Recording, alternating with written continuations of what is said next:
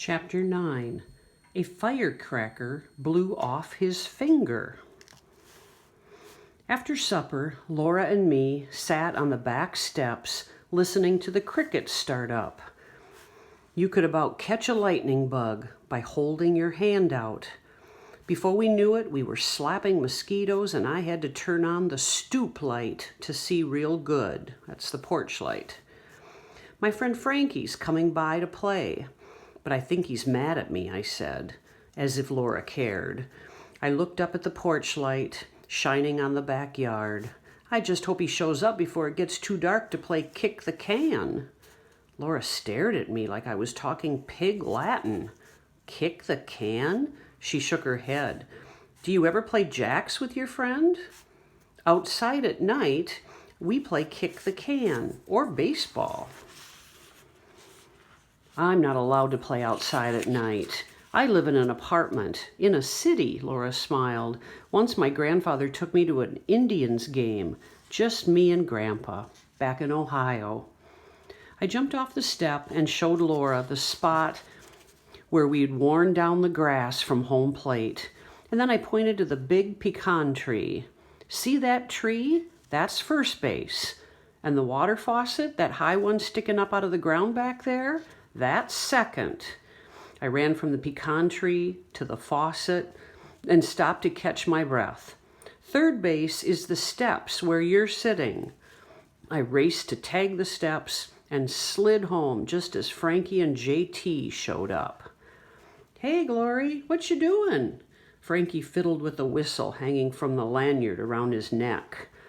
I'm teaching my friend how we play baseball here in Hanging Moss. I dusted the dirt off my shorts.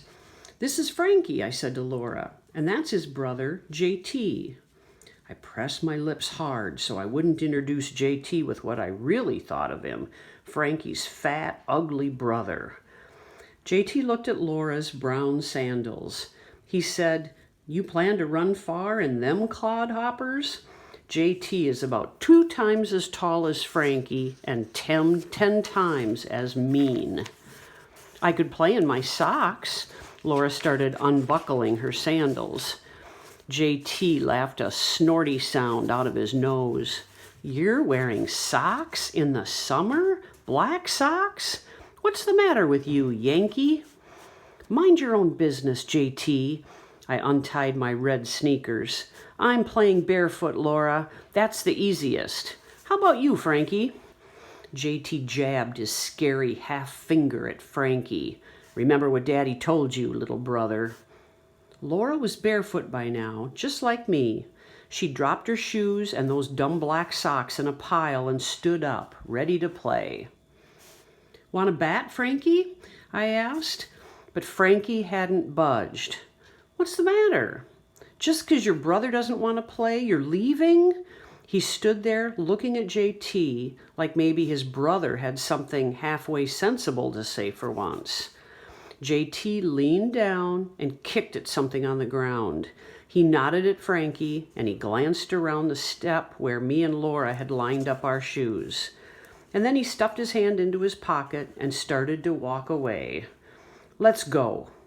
He stopped and turned, waiting with his eyes set hard on his brother. Are you coming? Frankie looked at me and then Laura. I can't stay. He moved closer. My brother'll tattle to Daddy that I was playing baseball with a Yankee, he said to me. He rubbed his arm at the place where JT usually whacked him every time he opened up his mouth. Or worse. Why are you always doing everything he tells you? I asked JT is not your daddy. For the life of me, I don't know why Frankie worships the ground that his big brother walks on. My little brother isn't supposed to play with no Yankees, here to cause trouble and mess up our town. JT narrowed his eyes at Laura. I wish you'd go back to where you came from. And then he spit a glob into the dirt next to Laura's bare feet. She jumped back, trying to get away from JT's spit and his ugly words. You need to get out of Hanging Moss. Go where you're wanted, if there is such a place, he said, before strutting off toward his house. J.T. Smith, you stay away from me and my friend, I hollered out, clenching my fists tight. Stay away from my house and don't ever come back. I turned to Frankie.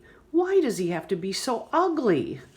Laura moved nearer to me, reaching out for my hand like she hoped I would save her from J.T. and his spit. What happened to his finger? She whispered. Top of it got blown off by a firecracker, a cherry bomb 2 4th of Julys ago, I told her. You'd think his brains got blown off. JT is as dumb as a box of rocks. I don't like the way he talks. Laura pulled me closer to the door, further from Frankie. And his finger is scary.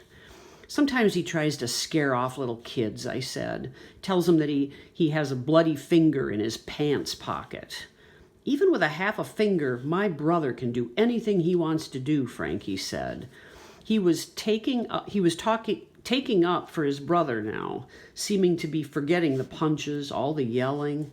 He's the star of the football team, just the way my daddy was, and he said, sticking out his chest.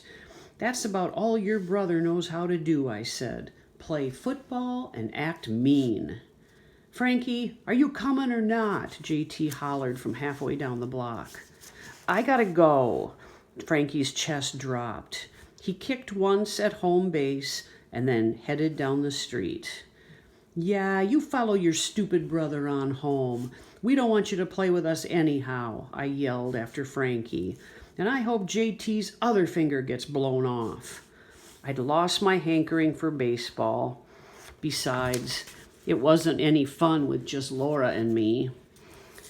Let's just forget about playing at night. Laura looked relieved. We sat on the back steps for a few more minutes, watching fireflies light on our hands. It's dark. We better go out front to wait for your mama. I handed her sandals over and I grabbed my sneakers. Let's meet at the park tomorrow. We can play jacks together or talk about Nancy Drew books, Laura said. Or the Beatles. I'll be there early. Before the back door had hardly slammed behind us, already I was glad I wouldn't be waiting for Frankie at Fireman's Park to make our lanyards and candles and bead bracelets at 10 o'clock sharp like we had been doing every Friday morning since summer began. Now I had somebody new to be a friend to.